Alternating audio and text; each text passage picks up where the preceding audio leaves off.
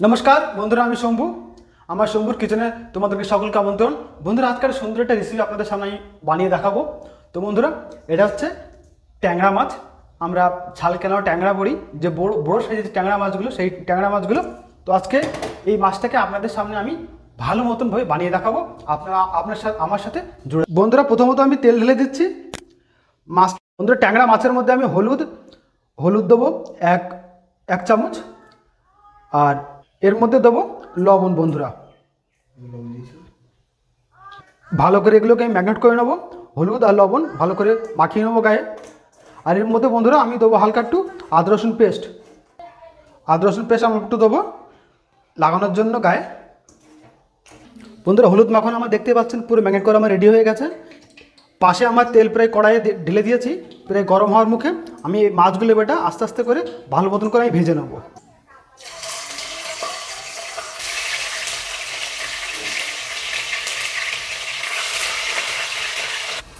বন্ধুরা, মাছ বানানোর জন্য আমি কী নিয়েছি তোমরা একবার ভালোভাবে দেখে নাও। তো বন্ধুরা, আমি এক বাটি এখানে পেঁয়াজ আমি পেস্ট করে নিয়েছি মিক্সারে। এখানে নিয়েছি একটু গরম মশলা, দারচিনি, লং, একটু জিরা আছে দেখতে পাচ্ছেন, আমি বাটিতে ভিজিয়ে রেখেছি। হালকা একটু কাঁচা মির্চি, একটু শুকনো মির্চি, এক বাটি আদা রসুন পেস্ট। তো বন্ধুরা, গরম মশলার পেস্ট, এই ঝাল শুকনো লঙ্কা আমি পেস্ট করে নেবো, কারণ পেস্ট করে তারপরে আমি খাবারে দেবো। পুরো জিনিসটা একবার আমার দেখে নেন। আমার মশলা সেট আপ এই দেখুন, সব টোটালি মশলা আমার এই মাছ বানানোর জন্য এগুলো বন্ধুরা আমার লাগছে। বন্ধুরা, আমি এগুলো শুকনো ঝাল আর আমার যে গরম মশলা আমি দিয়ে দিচ্ছি, এগুলোকে আমি একত্রে আমি পেস্ট করব।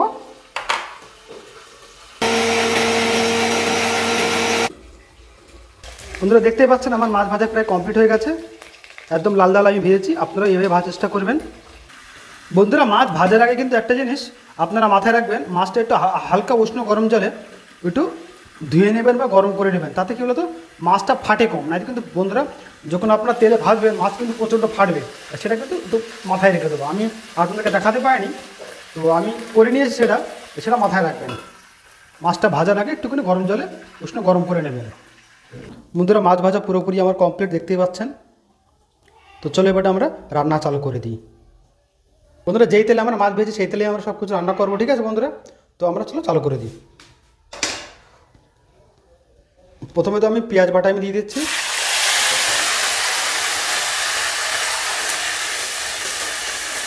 কি নিয়েছি তোমরা আরেকবার দেখে নাও। এটা হচ্ছে গরম মশলা আর শুকনো লঙ্কা বাটা, আদা রসুন বাটা, কিছু কাঁচা লঙ্কা আর কিছু ধনে পাতা, আর বাড়ির কিছু রেগুলার মশলা। এখানে মাছ রেডি। এবার আমি ঢালবো বন্ধুরা এক বাটি আদা রসুন পেস্ট, আর এটাকেও ভালো করে ভুনে নেব।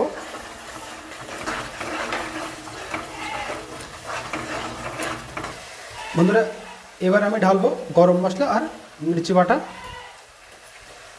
আর এর মধ্যে আমি অ্যাড করে দেবো কিছু কাঁচা লঙ্কা।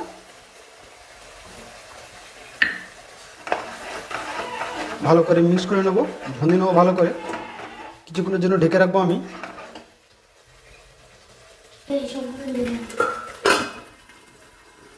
বন্ধুরা, আমি কী মশলা নিচ্ছি আপনারা একবার দেখে নেন। তো বন্ধুরা, লবণ নিলাম, ধনে পাউডার, হলুদ, হালকা জিরে আর মির্চি পাউডার।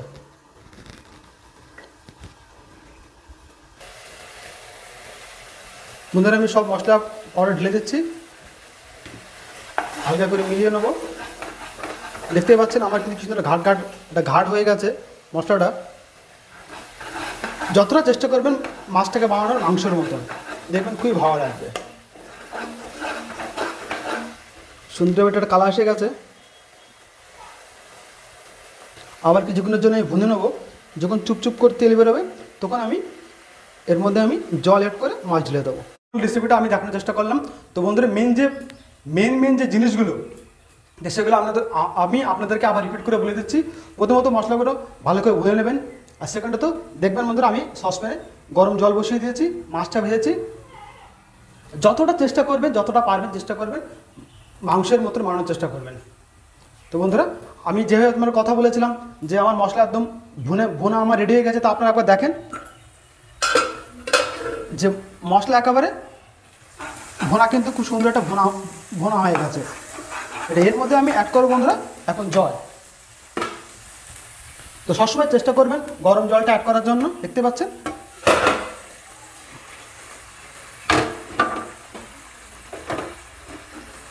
এরপরে আমরা মাছগুলো অ্যাড করে দেবো পরে।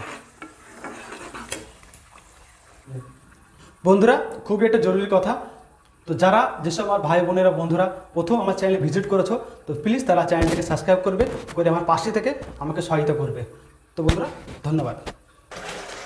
বন্ধুরা মাছগুলো আমি আস্তে আস্তে দিয়ে দেবো, একটা আস্তে আস্তে করে সব মাছগুলো আস্তে আস্তে মশলা আমি ডুবিয়ে দেবো।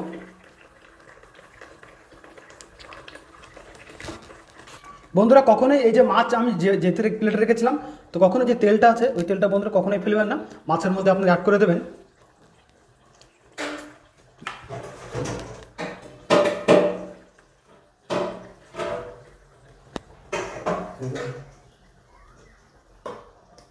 ভালো করে মাছগুলো ডুবানোর পরে বন্ধুরা আমি 1 থেকে 2 মিনিট মাছটা ঢেকে রাখবো, তারপরে বন্ধুরা আমার মাছ পুরো রেডি হয়ে যাবে।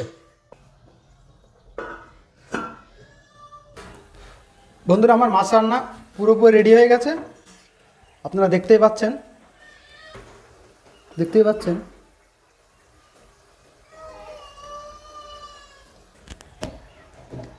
হালকা ধনেপাতা আমি দিয়ে দিচ্ছি।